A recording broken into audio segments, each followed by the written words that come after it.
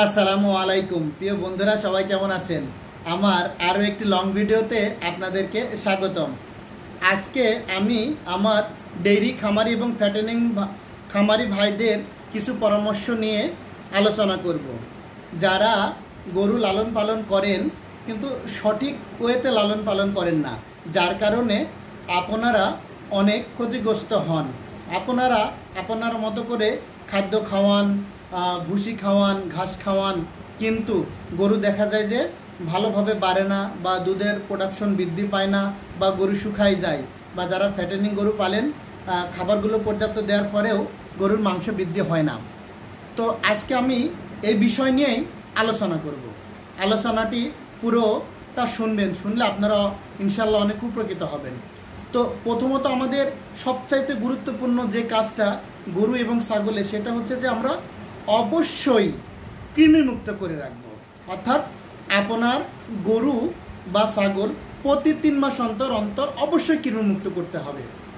কারণ যদি আপনি কৃমিমুক্ত না করেন তাহলে কিন্তু আপনি যে খাবারগুলোই দেন ওই খাবারের প্রোটিনগুলো কৃমি খেয়ে ফেলে, যার কারণে আপনার গরু পর্যাপ্ত খাওয়ার পরেই দেখবেন যে শুকিয়ে যায়, মাংস বাড়ে না বা দুধের প্রোডাকশনও বাড়ে না।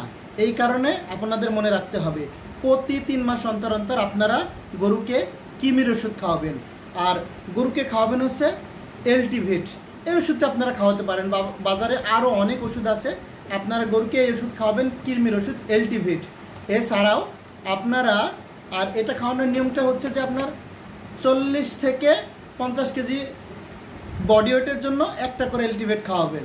আপনার গরুর ওজন অনুযায়ী আপনি খাওয়াবেন, এবং কৃমির ওষুধ খাওয়ানোর পরের দিন থেকেই একটা লিভার টনিক খাওয়াবেন এবং একটা জিঙ্ক খাওয়াবেন 1 লিটার। লিভার টনিকটা খাওয়াবেন আধা কাপ থেকে 1 কাপ, অর্থাৎ চা কাপের আধা কাপ থেকে 1 কাপ লিভার টনিক খাওয়াবেন, এবং জিঙ্কও খাওয়াবেন চা কাপের আধা কাপ থেকে 1 কাপ। তাহলে কী হবে, আপনার গরুর স্বাস্থ্য ভালো থাকবে, খাবার রুচিটাও থাকবে, কৃমি মরে যাবে। আর আপনি তখন যে খাবারগুলোই গরুকে খাওয়াবেন সেটা কাজে লাগবে, গরুর স্বাস্থ্যও ভালো হবে, আবার গরু দুধের প্রোডাকশনও বাড়বে। অবশ্যই একটা কথা মনে রাখবেন, আপনারা কখনোই একই ধরনের কৃমির ওষুধ দিয়ে প্রতিবারই কৃমির ডোজ করাবেন না। আপনারা ঘুরাই কৃমির ডোজ করাবেন।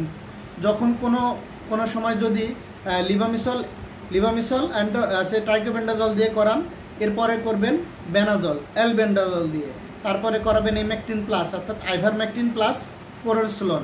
এই ধরনের ওষুধ ঘুরাই কৃমির ডোজ করাবেন। তাহলে আপনার গরুর যত প্রকারের কৃমি থাকবে সবগুলোই ধ্বংস হয়ে যাবে।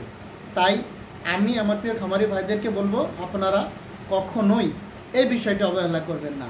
গরুকে প্রতি 3 মাস অন্তর অন্তর কৃমি মুক্ত ওষুধ খাওয়াবেন, এবং কৃমিমুক্ত ওষুধ খাওয়ানোর পরের দিন থেকে জিঙ্ক প্লাস লিভার টনিক খাওয়াবেন। তাহলে আপনার গরু ভালো থাকবে, গরুর মাংসও বৃদ্ধি পাবে, দুধেরও প্রোডাকশন বাড়বে। তো সবাই ভালো থাকবেন প্রিয় বন্ধুরা, দেখাবো অন্য কোনো ভিডিওতে।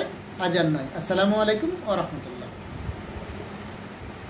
আপনার গরুকে অবশ্যই প্রতি 3 মাস অন্তর অন্তর কৃমির ডোজ করাবেন, এবং কৃমির ডোজ করানোর পরে জিঙ্ক এবং লিভার টনিক খাওয়াবেন। তাহলে আপনার গরুর রুচি ঠিক থাকবে, গরুর দুধের প্রোডাকশন ঠিক থাকবে, মাংস বৃদ্ধি পাবে।